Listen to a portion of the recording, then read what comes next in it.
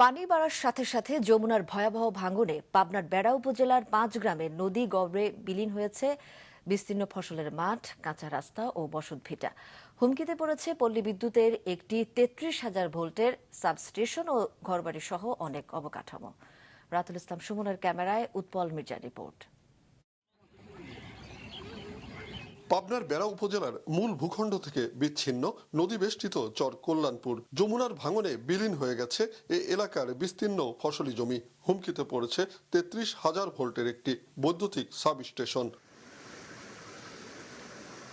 এটি নদীগর্ভে চলে গেলে বিদ্যুৎ সুবিধা থেকে বঞ্চিত হবে 5 গ্রামের প্রায় 60,000 মানুষ। এখানে অতি দ্রুত পদক্ষেপ না নিলে যে কোনো সময় আমাদের সাব স্টেশন নদীর মধ্যে চলে যেতে পারে। অলরেডি 33 কেবি হুকাপের একটা পোল চলে গেছে। আমাদের সাব স্টেশন বর্তমানে 2 ফেজে চলতেছে। ভাঙনের শিকার চর বক্তারপুর, নেওলাইপাড়া ও চর নাগদা সহ নদী তীরবর্তী 5 গ্রাম।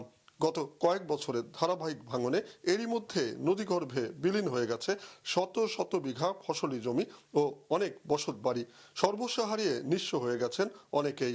নদীতে ঘর বাড়ি গাছ গাছালি সব চলে গেছে। এখন আমরা কটা খাম খুঁটা নিয়ে এরির পার দাঁড়া আছি। এখন আমার বাল বাচ্চা নিয়ে অসহায়।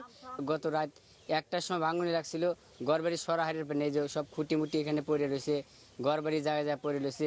ধান গাঙ্গে চলে গেছে, তিল চলে যেতেছে, বাদাম ঠাদামের আগে আবাদ হইতো সব নদীর ওই পারে চলে গেছে। স্থানীয়দের দাবি, প্রায় প্রতি বর্ষায় এসব এলাকায় ভাঙন শুরু হলে কিছু জিও ব্যাগ ফেলেই দায় শেষ করেন পানি উন্নয়ন বোর্ড। কিছুদিন পরে পার ভেঙে সেগুলো বিলীন হয়ে যায় নদীতে। কিছু কিছু করে লামসাম করে ফালা ফেলে থুয়ে চলে যায় নদীতে।